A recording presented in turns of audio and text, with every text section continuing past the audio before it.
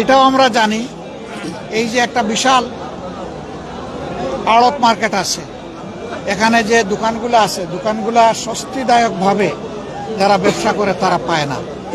এখানেও দখলদারিত্ব আছে, এখানেও নীরব চাঁদাবাজি আছে, কিন্তু মুখ ফুটে কেউ কথা বলতে চায় না। সবার মুখ চেপে রাখা হয়েছে। কারা করে এই চাঁদাবাজি? আফ্রিকার জঙ্গল থেকে এসে কেউ করে না, এখানেই আমাদের সাথে চলাফেরা করে, উঠা বসা করে, বসবাস করে এই লোকেরা এইগুলা করে। তাদের পরিচয় আমরা সবাই জানি। বিগত সংসদের শেষ অধিবেশনে,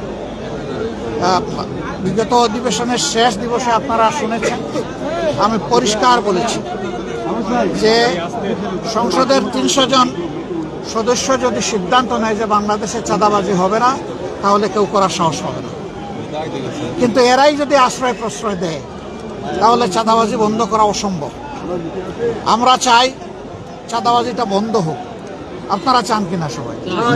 কারণ সাংবাদিক হই, ব্যবসায়ী হই, ভোক্তা হই, সাধারণ নাগরিক হই, আমাদেরকে তো বাজারে আসতে হয় পণ্য কেনার জন্য। আমি না হয় একটা পণ্যের ব্যবসা করি, কিন্তু আরো 100টা পণ্য যে আমার কিনা লাগে, ওখানে গিয়ে তো আমাকে বিড়ম্বনার শিকার হতে হয়। মানুষের না বিশ্বাস, বিশেষ করে স্বল্প আয়ের মানুষ যারা, তাদের অবস্থা এখন বেঁচে থাকাই তাদের জন্য কঠিন হয়ে গেছে। আমাদের নাগরিক দায়িত্ব, জনগণ আমাদেরকে ভোট দিয়েছে। এখানে এই আসনের এমপি সাহেবও আছেন, আমি আছি, আমাদের ঢাকা মহানগরী উত্তরের আমির সেলিমউদ্দিন সাহেব আছেন, আমাদের নির্বাহী পরিষদের সদস্য জনাব মোবারক হোসেন সহ আর অনেকেই আছে। আমরা আজকে মহড়া দিতে আসি, অ্যাকচুয়ালি বাজারটাকে বুঝতে এসেছি। আমি গত 9 তারিখ জাপান সফর শেষে যখন দেশে ফিরি, তখন এয়ারপোর্টে আপনারা অনেকে ছিলেন। সেখানে একজন বন্ধু প্রশ্ন করেছিলেন, সাংবাদিক বন্ধু, যে বাজার অস্থির, মানুষের জীবন এখন অতিষ্ঠ হয়ে উঠেছে, আপনারা এই ব্যাপারে কি করবেন, কি বলবেন? আমি বলেছিলাম যে আমি বাজারে না গিয়ে কথা বলব। আমি সেই বাজার দেখতে এসেছি, আড়ত বাজারে এসেছি, খুচরা বাজারেও যাব, এবং মুকাম যেখান থেকে উৎস সেখানেও আমরা খবর নেব, যাব, দরকার নিয়ে আমরা অবশ্যই কথা বলব। আমরা গভীরভাবে যেটা বিশ্বাস করি, জায়গায় জায়গায় মধ্যস্বত্বভোগী, সিন্ডিকেট এবং চাঁদাবাজির কারণে এখানে যারা ব্যবসায়ী আছে তারাও কিন্তু ভালো ব্যবসা করতে পারে। আমরা যারা ভোক্তা আছি, আমরা ন্যায্য মূল্যে আমাদের পণ্যগুলো পাই না।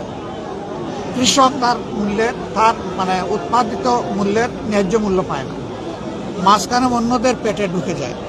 আমরা ওটা ভাঙতে চাই। কোন দিন ভাঙতে পারবো আল্লাহ ভালো জানেন, কিন্তু আমাদের লড়াই শুরু হয়েছে, এই লড়াই চলবে, আমরা থামবো না। আমাদের আওয়াজ, আমাদের প্রতিবাদ, আমাদের দাবি সংসদের ভিতরে এবং বাইরে সব জায়গায় অব্যাহত থাকবে। এই দেশটা আমরা সবাই মিলেই ভালো করতে পারবো, একা কেউ পারবে না, একা কোনো দলও পারবে না।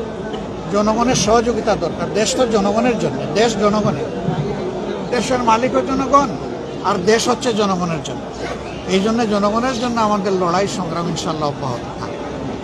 এইখানে কি কোনো ব্যবসায়ী আছেন নাকি আপনাদের দুঃখ কষ্টের কথা বলতে চান? আপনি বলবেন, আসেন, সামনে আসেন, বলেন আপনি, আমরা শুনি। আমাদের এখানে সমস্যা, যেমন এই ঘরগুলো সরকারের দেওয়া আছে, সরকারের ভাড়া হলো 5,000 টাকা। এই ঘরগুলো যারা পাইছে মালিক, তারা ভাড়া নেয় 1 লাখ থেকে 1.5 লাখ টাকা। 1 লাখ টাকা ভাড়া আছে, 90,000 টাকা ভাড়া আছে, 60,000 টাকা ভাড়া আছে ঘর বসে। এই ব্যবসা সরকার নেই 5,000, জি, 13 টাকা স্কোয়ার ফিট, এসব সরকার আর কি ভাড়া নেয়। 13 টাকা স্কোয়ার ফিট, জি। ওই হিসেবে 400 স্কোয়ার ফিট ঘর আছে, ভাড়া যা আসে, কিন্তু মালিকরা ভাড়া নিচ্ছে 1 লাখ, যে কোনো ঘর প্রতি 1.5 লাখ। এই মালিক কারা? মালিক ওই যে বিগত সরকার সরকার। তাইলে আবার মালিক কারা? না, এই ঘরগুলো বরাদ্দ হয়েছে বিভিন্ন জনের নামে, বিভিন্ন জনের নামে। বিগত সরকার আমলে যারা ব্যবসা করে তারা